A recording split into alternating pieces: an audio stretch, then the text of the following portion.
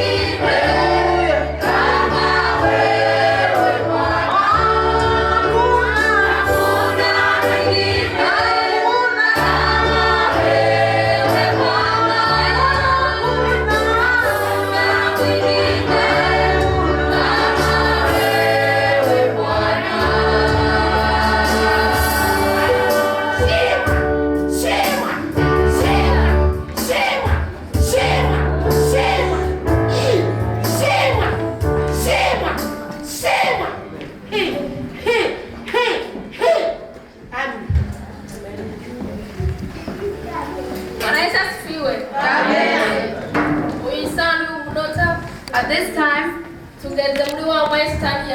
is the time the devil don't like. The time where everybody uses their phone. The time where everybody start talking. I ask everybody to pay attention to the person who's about to preach. Let's ask for them to begin with the order they have.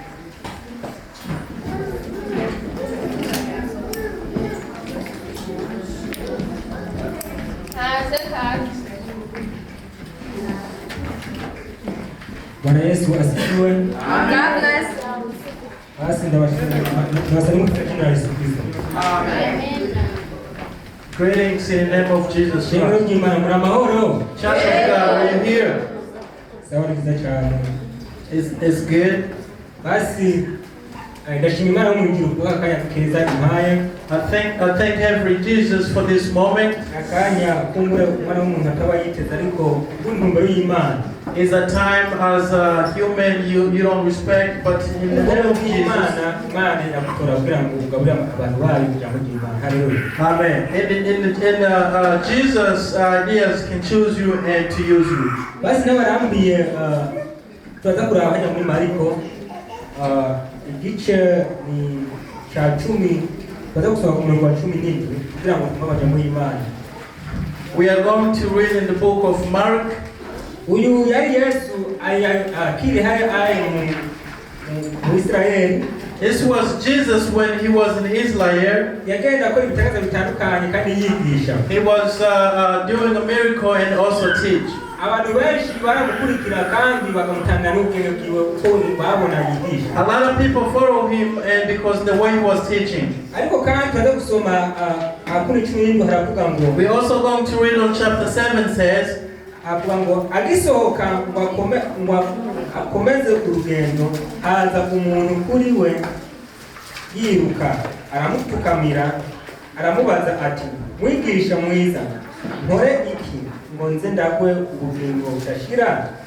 18 haravuga ngo Yesu aramubaza ati unyitira iki mwiza? Nta mwiza atari umwe niwe Imana. Kuzi ibyagezwe ngo ntukice, ntugasambane, ntukibe, ntukagirize abandi ibinyoma, ntukagunge, ubahe so na nyoko. Mirongo iravuga ngo aramubwira ati mwigisha ibyo byose ndanabyitondeye mpereye mu buto bwanjye. Yesu amwitegereje aramukunda aramubwira ati uhora uhagije ikimwe gusa, genda ushore ibyo utunze byose ugabire aboro niho uzogira itunga mu buzima utakuze umurikire. Yumvise iryo jambo arigirwa agenda ababaye kuko yari afise itunga ryinshi. Imana idufashe cyane. Amen. Bwana Yesu asifiwe sana. Amen.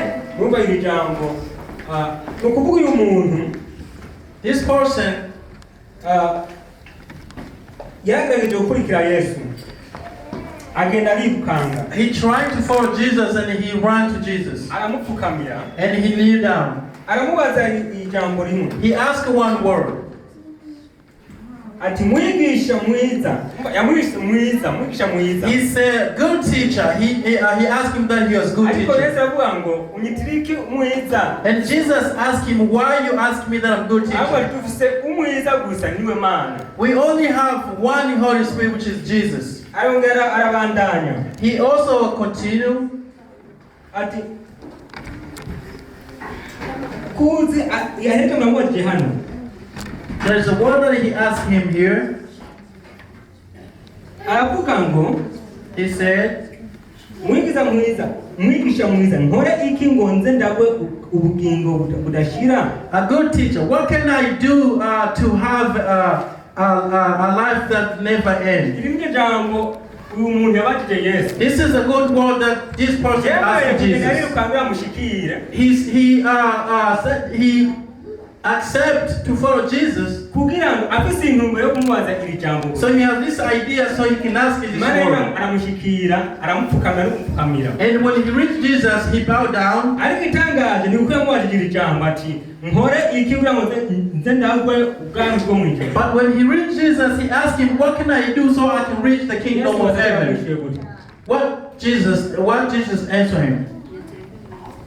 Yesu yamwishuye ati, This is how Jesus answered him. kuzi ibyagezwe ngo ntukice, ntugasambane, ntukibe, ntukagirize abandi ibinyoma, ntukagunge, wubahe so na nyoko. And Jesus told him that since you know not to steal and not to sin and not to curse and respect your parents. Ariko kandi si ibyo gusa, hariho n'ibindi kwifuza n'ibindi byose, ibyo byose n'ibintu bizokumubona mu mutegerane akajya mu. And it's not just that, there's also a lot of other stuff that to not respect Ariko kandi and will cause you not to go to heaven. n'ibindi kandi Yesu umurongo wino yavuze ati ariko hari icyo hakije. We also, when Jesus continued, he asked, Ati hari icyo hakije. oh, there was something that you don't have. Nukuvuga yuko ngo yavuga ati genda ushore. He said, ibyo bintu byose utunze. go and sell all you stuff that you have. Hanyuma And then, uze unkurikire. and come follow me.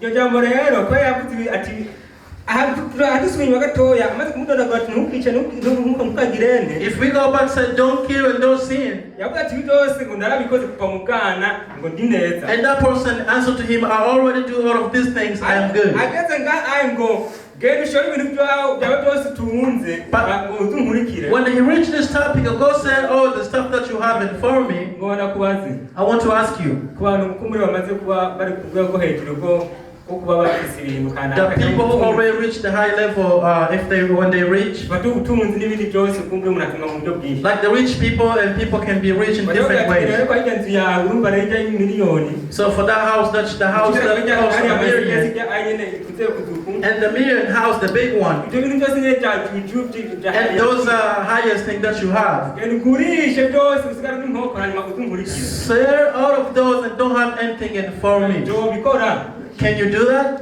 Kukibazo ngahaye Yesu yagize naki. Yamubaza ati ku murongo wa 21. Yesu amwitegereje. When Jesus saw him, aramukunda aramubwira ati hari icyo uhagije kimwe, genda ushore ibyo utunze byose ugabire aboro, naho aboro niho uzogira itunga mu ijuru, uteguze unkurikire. and Jesus saw him and liked him, then he said, there's something that you're missing. Go sell all the stuff that you have and follow me. Kumbe ibizo utubuza no kuja mu ijuru ni tunga kumbure naryo ririmo. The stuff that's going to stop you not to go to heaven, the stuff that you have, you riches, is going to stop you to go to heaven. Kuko tubona ati ngo yumvise iryo jambo arijigwa agenda ababaye kuko yarafise itunga ryinshi. Chapter 21, when the person heard those kind of words, he got angry and then he left. Yesu hano aravuga ngo mbega biragoye kwaba byinshi binjira mu bwami bw'Imana. Jesus says it's not going to be easy for the people who have a lot of stuff to go to heaven. Kumbe rero hari ibyo Yesu yavuze ko yadonagura n'ibindi byinshi bizo kubuza kuja mu ijuru. So Jesus, there's a lot of stuff that he said that's going to stop you not to go to heaven. This word come to you today. It's not just for the rich. It's not that the rich. There's a lot of stuff to go in a bad way, to go in the wrong in front of Jesus. Be careful and see if it's not going to stop you to go to heaven. And some people put 20 gas and come here to church. Kugipoza tubambone cyane aho babone ko jewe nzi gwirane kumbura kuchoranga cyane nzi kuririmba cyane babone ko nzi gukora bitandukanye. And you just show up so people can see you, and so people can see that you know how to sing and do different ways. Ariko muri wo watamwe mu Imana gukoresha kujya bikorwa. But in you don't have no Holy Spirit. So know that you are working for free and you will never get to heaven.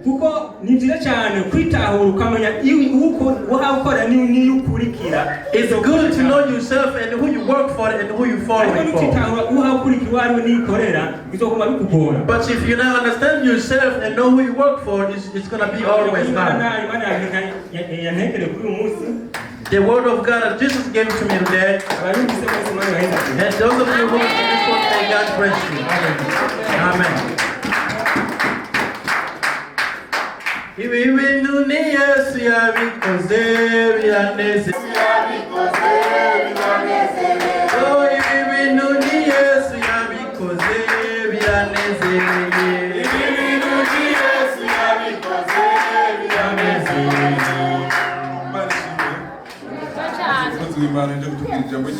Thank you so much for the word of God.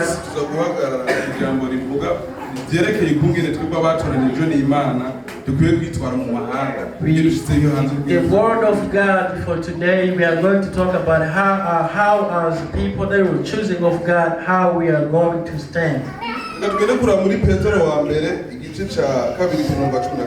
Petro first.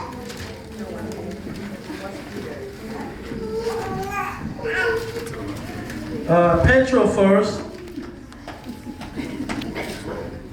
verse 2 in chapter 12.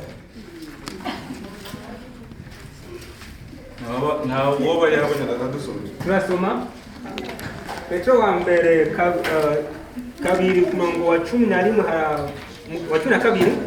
haravuga ngo mugire ingeso nziza mu mahanga kugira ngo no kubyo babavuga nabi nk'inkozi z'ibibi ibikorwa byanyu byiza babona ize bitume bahimbaza Imana umunsi ibagendeye. Amen. Amen. Amen. Amen. This is what Jesus was telling his disciples. And he was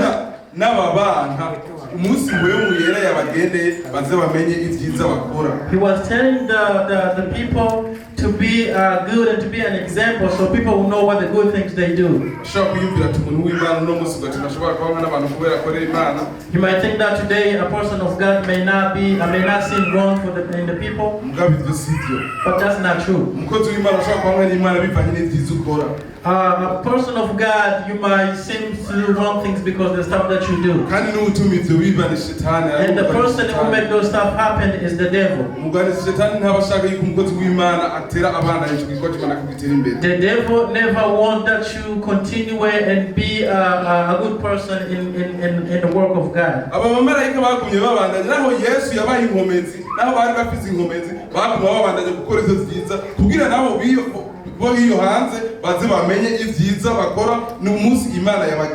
The angels continue to do good things because they had a power from Jesus. They continue to do good things so people can see what the good things they have done.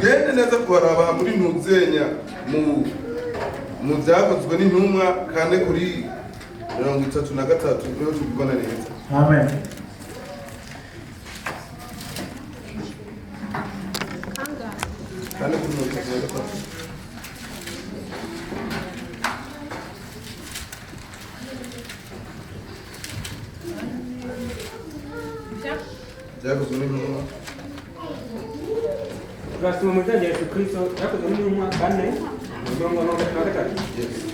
Aravuga ngo kandi intumwa zashingira intahe kuzuka umwami Yesu ziri n'ubushobozi bwinshi kandi ubuntu bw'Imana bwinshi buba kuri bo bose.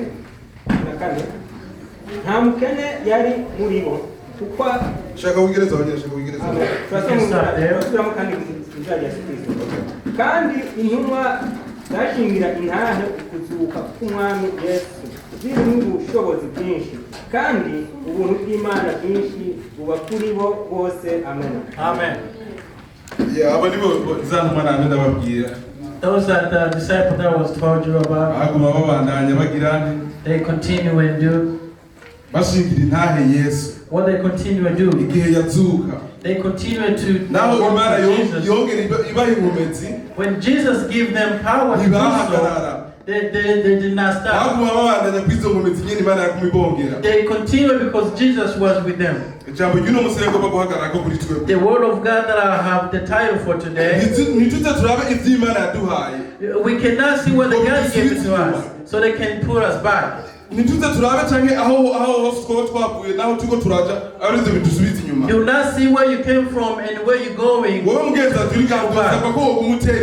My friend that you are here, I'll ask you to keep going. That Jesus brought you here, he has a why he brought you here. He did not brought you here to eat. He brought you here so you can continue worshiping Jesus. If it's at school or everywhere, continue to do the work of God. So that's how Jesus is going to give us power. Jesus will give it us.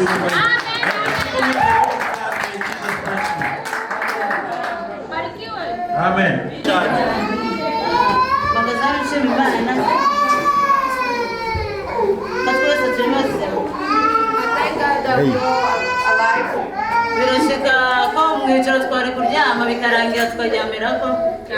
Possible last night we couldn't sleep and now I wake up again. But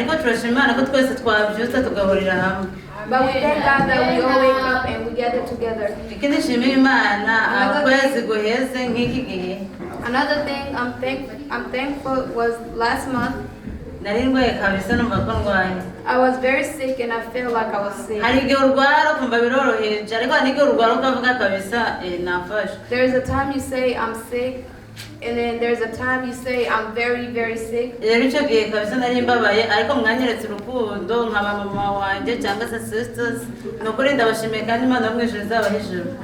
that time I was hurt very bad. I thank everybody, moms. Mfite ijambo no munsi nshaka ko dusangira je ntabwo ngiye kubwiriza ntabwo ngiye kwigisha ahubwo no kwibutsanya. I'm not going to preach, but I'm going to remind. Kubera ko birashoboka ko aho ngiye gusoma ko namwe mwasomye cyangwa se ko muhazi no kundusha no kwibutsanya ntabwo bivuze ngo ngenge kubwiriza cyangwa kwigisha. There's a possibility the word I'm going to say today you already read it, so I'm just going to remind you. Ijambo tugiye kwiga uyu munsi ni ijambo rivuga gutora umwa cyangwa se gucagurwa mu yandi magambo. Ndumva mwese murabyumva. The word of God we're going to speak today is about being chose or being choosing. Iyo umuntu agiye gutoranya ndibaza ko adatoranya ikintu kibi, umuntu atoranya ikintu cyiza. If you have when you choose the good thing. Bazanye nk'ibintu ahanga bitandukanye wafata watora icyo cyane watora ikibi. When they bring something in front of you, you will not pick the good thing, but you pick the good thing. Ya rero ibyo nibyo tugiye kuganiraho, nimba nawe warahisemo neza cyangwa warahisemo nabi urabyumvira uhita ufata umwanzuro wo guhitamo neza. So the word of God today we're going to preach is about picking the right thing. Tugiye gusoma Samuel wa mbere 16 umurongo wa mbere. We're going to read Samuel 16 umurongo wa mbere. Chapter 1. Wahabonye yadusomera. Whoever's seen it can read for us.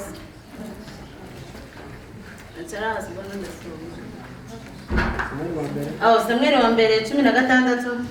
Samuel 1:16. umurongo wa mbere. Twasoma mu izina rya Yesu Kristo. Mukomeje bavuga ngo Samueli arobanuza Dawudi amavuta. Ngeza kuri kangahe? Kugeza urarangiza igice cyose. Twasoma mu izina rya Yesu Kristo.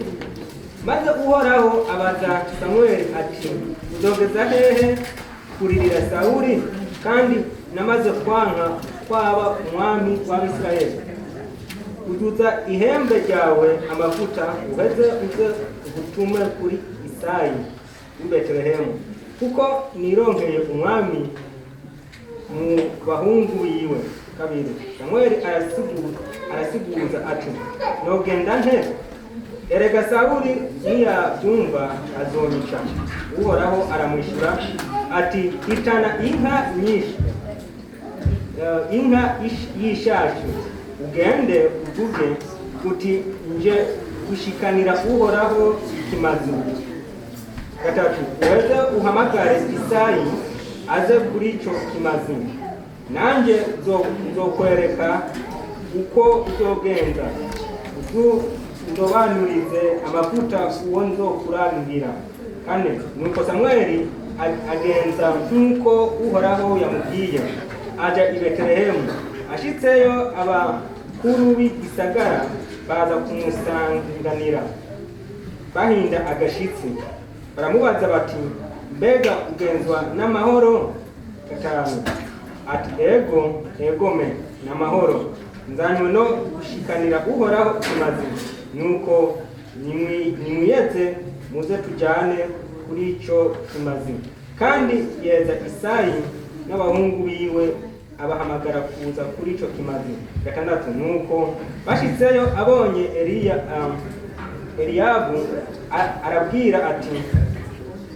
aribwira ati nta gukekeranya uwo Uhoraho agira yimitishe amavuta nguru imbere yiwe. 7. Ariko Uhoraho abarira Samweli ati, ntaco uraba ishusho yiwe canke ikireho ciwe, kuko ntamushimye. Erega jewe sindaba nk'uko abantu baraba, kuko abantu baraba urukoba gusa, ariko jewe Uhoraho ndaba umutima. 8. Maze Isayi ahamagara Abinadabu amwereka Samweli. Samweli aravuga ati, n'uyu nyene Uhoraho siwe yatoranije. 9. Isayi arongera amwereka Shama. Naho nyene Samweli aravuga ati, eka n'uyu nawe Uhoraho siwe yatoranije. 10. Nuko Isayi yerekana indwi mu bahungu biwe ngo Samweli abarabe. Samweli abarira Isayi ati, abasibo Uhoraho yatoranije. 11. Maze Samweli abaza Isayi ati, mbega abana bawe bose nabo? Aramwishura ati, hasigaye umuhererezi, ariko rero ari ku ntama. Nuko Samweli aramubarira ati, tuma uja kumuhamagara, kuko tutari bwicare ngo tujye ataraza. 12. Nuko atuma uja kumuzana, kandi yari umuhungu w'inzobe w'amaso meza w'umunyakaranga. Maze Uhoraho aravuga ati, va hasi umusuke kw'amavuta, kuko wa wundi ari uyo. Nuko Samweli aca yabira rya hembe y'amavuta, ayamusukako, bakuru be bamukikije. Kuva uwo munsi mpwemu Uhoraho yama aza kuri Dawudi akabushungwe. Nuko Samweli arahaguruka asubira i Rama. Amen. Amen. Imana ishimwe. God bless. Nukuri Imana imumugisha ko dufashije gusoma. God bless him for reading for Kera us. ntabwo byari byoroshye, ni byinshi cyane, ariko kubera ko abikoze Imana imuheza nyine. Because it was a lot of reading, but since he did it, God bless him. Navuga ngo tujye kuganira ku ijambo ryo gutoranywa cyangwa ryo gucagura. I told you we was going to read about being chosen. Imana ntabwo icagura nk'abantu. God do not choose as people. Mbwira ngo ngende nje ncagura umuntu mwiza, umuntu hano. If you told me to go choose somebody, Ndareba umwiza hano ku isura. I look at the body. Kubera njye ntabashobora mu mutima w'umuntu. Because I cannot see somebody. Ariko Imana ntahihishwa.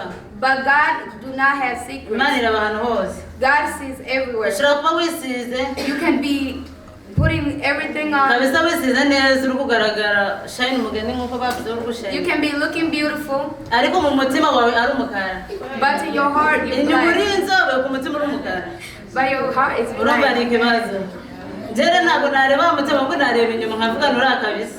But I will not look in the heart, I will look in the left. Samuel nawe Samuel niko yagira ngo arabe. is how he looked. Ari umusore nyine wasaruye ibyuma. He looked a man who lift weight. Aravuga ibintu wisa yatoranyije. And he said, this is the one I have Uyu chosen. azashobora kurwanira Abisirayeli. This will fight for Israel. Nyamara ntabwo yari urwanire kubera amaboko. but he will not be able to fight for them because of Imana fear. ireba mu mutima ikareba uyu azashobora kurwanirira ingabo zanjye. But God looks in the heart and sees he will be able to fight for my people. Ntabwo ireba amaboko ufite, He don't look at the hands you nireba have. isura yawe, He don't look at the face you have. indi inzobe ari umukara, Light or dark ntacyo bivuze ku Mana. is nothing to God. Imana irebamo imbere ikabona uriya muntu arakwiriye. God looks at the heart and says that's the right person. Wakwibaza ngo mbese ngo kugira ngo nshuzinga cyangwa ntoranye n'ubigenza ati. You can think, how can I choose? Ntushobora kumenya umuntu mwiza. You cannot know somebody Kubera ko ntabwo else. uzaza ngo urebe umutima wanjye. And you cannot see their Ahubwo ushaka heart. gutora bizabigenza But ati.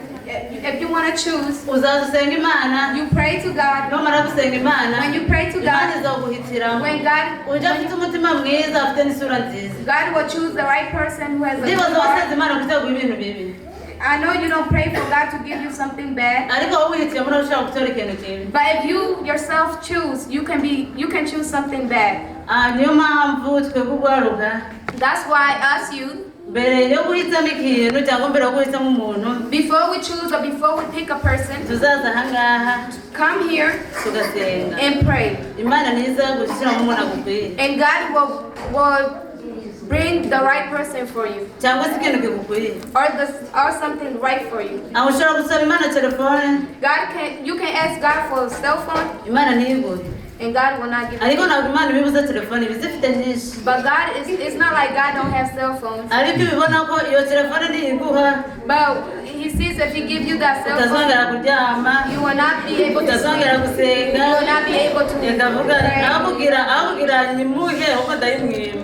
But God says, for me not to be able to give it to him, Kubera ko aho kugira Imana ihomba umwana wayo ahubwo yamuhombye. because if he gave them the cell phone, he lost one of his child. Aho yarare guhombe yokwima iyo telefone ugabandanya. But for him to lose you, he would rather keep the cell phone. Ijambo mbafitiye uyu munsi ni The word I have for ugutoranya. today is to be chosen, Atari wowe witoranyirije, not for you to be to choose. ndibaza natwe ahangaha twaratoranyije. And I think everybody here was chosen. Twese hamwe dufite uwo twatoranyije. Everybody here was chosen. Twese ndibaza ko twatoranyije Yesu kugira tubere umwami wacu. We was chosen for Jesus to be our Christ. Ariko hariho abandi batamutoranyije. But there's others who did not pick him to be his Abo Christ. batamutoranyije rero batoranyije nabi. For those who didn't choose Jesus, they chose wrong. Ndababwira kugaruka mukatoranya Yesu Kristo kubera ko hano muri Amerika ndabona iyo bagiye kuko abakobwa baba ku bihumbi. I tell you guys to come back to God. I see in America, Ariko twebwe twakowe amaraso. but us we was chosen with blood. Yabivuze ko twe dufite agaciro kurusha abandi bakobwa ibihumbi. We have much respect for those who are. So rero goma ku cyo wamenye. Keep what you have. Ndibuka Dawidi, uyu mu Dawidi I remember David amaze gutora ngo nyine amaze gusukwaho amavuta. when he was chosen and pulled. Mbere ho atarasukwaho amavuta nyine umukozi w'Imana yagiye iwabo kwa papa wiwe. Before he was chosen, he went to his father's house. Se wiwe yari yaramwohereje mu nama. His father told him to go in the forest to look sheep. Ndibaza ntabwo bari bakimwibuka ko babaho. They didn't even remember him. Ariko igihe abantu batibuka kubaho Imana yibona ko uriho. But for people who don't remember that you are alive, but God always remembers that you are alive. Hallelujah. Hallelujah. Nukidodo ngo uvuge ngo kanaka yanyanze ngo kanaka nanyibuka ibyo biramureba abantu benshi nibakwanga ni Imana izaba yagukunda. For somebody to say somebody hate me, but God always already loved you. Kubera ko umuntu aragukunda uyu munsi But a person can love you today, ejo akakwanga. tomorrow they can hate you. Ariko Imana yo mu ijuru yagukunze But igukunda forever. when God loves you, He will love you forever.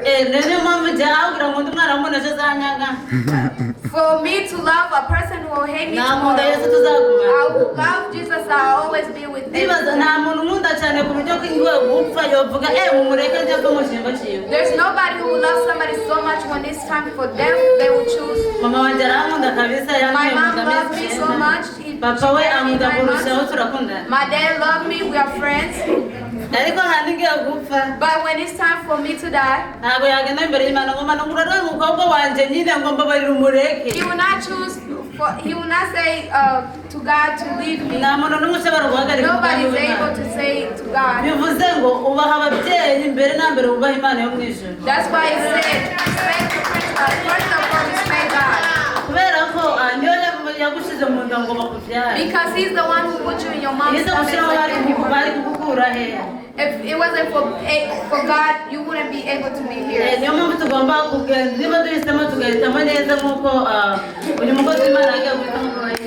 That's why when we choose, we should choose right. When He saw all the boys, there was light skins, there was dark skins.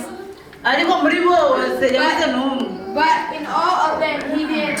But there was beautiful on the face. But in the heart, there was bad.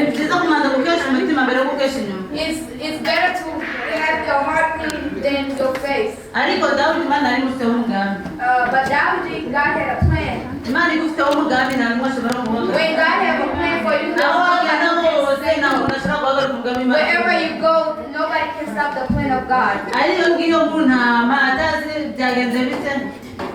Oh, birangije baravuga ngo ubwo tubuze n'ubwe tumirano yaramwaje ngo mbese nta mwana ufite.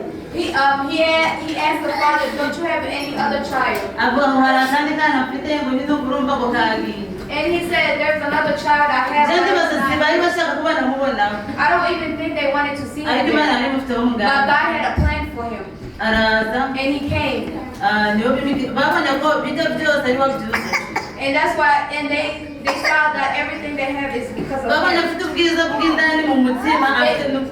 They saw he was good inside and outside. When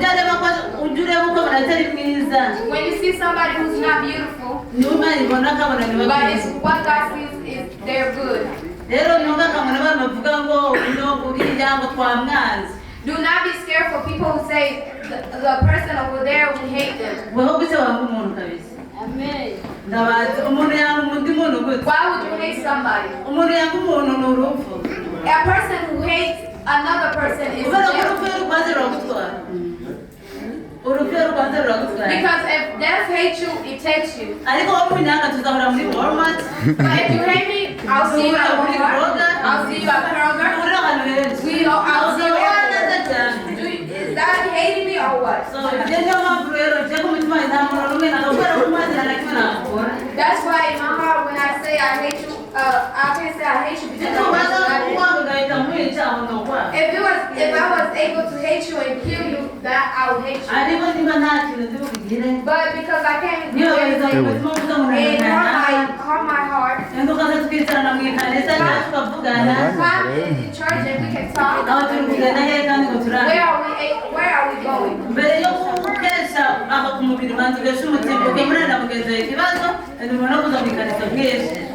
Before you and ijambo nari mfite ni ryo kuza imbere y'Imana tukaza twese situzanemo amaso gusa cyangwa se umutima tubusige hanze. The word I had was for us to come with our hearts, not with our eyes only. No kureba mbese wahisemo. And to see who you chose. I remember Petro. Follow Jesus. He told Jesus, I love you. And he really loved Jesus.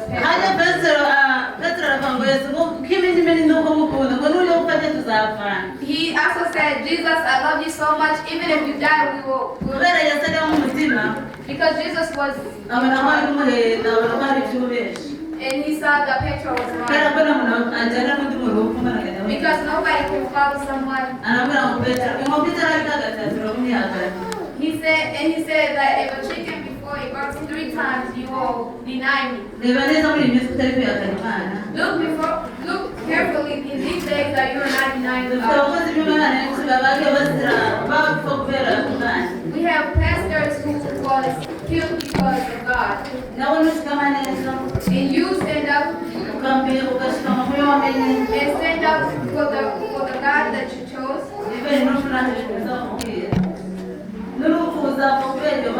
Even the deaf, you will die because of the God you know. When they caught Jesus, Petro followed. When they go, he followed. When they go, he followed. When they start hitting him,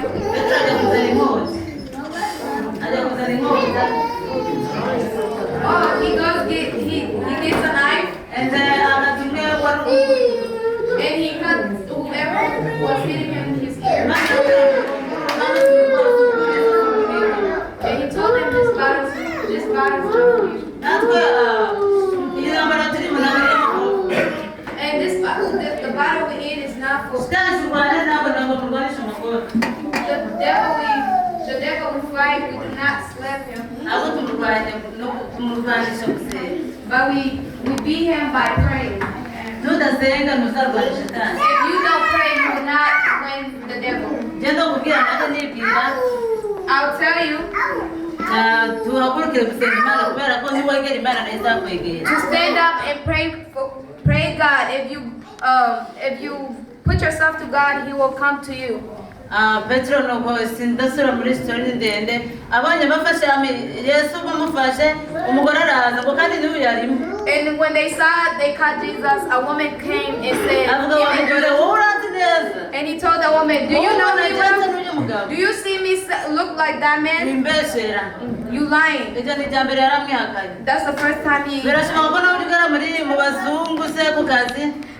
Maybe you can be white people or at work. And they can tell you look like a person who prays. And then somebody can say, oh, me? I'm a gangster. That's denying God. Petro continued going. Another person sees. And he says, this person was there. And then he said, I don't even know him. And they continue. But he was not able to continue, so they can die together with God. I want to tell you this afternoon, there's nobody who can die for you. Nobody. And when you die, or when I die, when the people who love you will come and cry. After 2 days, they will go back to their life. But Jesus, He will go with you. But before I love somebody, I will love Jesus who will continue being with me the rest of my life. It's good to follow Jesus. When you follow Jesus, you will not be hindered. When you go outside, they will see you that you're in God. Let's be a good outside and inside. When people see you, they can say, this person go to this church. It's happiness. But if you follow what they do, there's no difference. They will not like to know where you attend. There's days. And somebody come to my sister and told them, oh, in America there's Christians. It's because somebody saw me and I was dressed like this. Because they thought like this. They thought everybody goes around naked. But Christians are here in America. God bless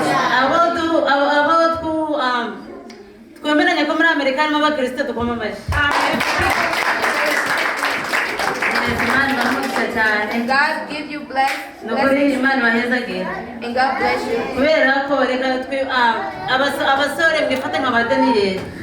Boys act like Daniel. And us girls, let's be a good example as Esther. Because Esther respected God and God respected her.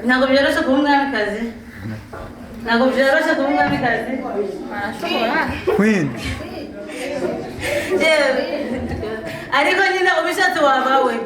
But you can be able to be one. If you respect God, you can be a queen. If you respect God, somebody can come and say, because they come to see you. But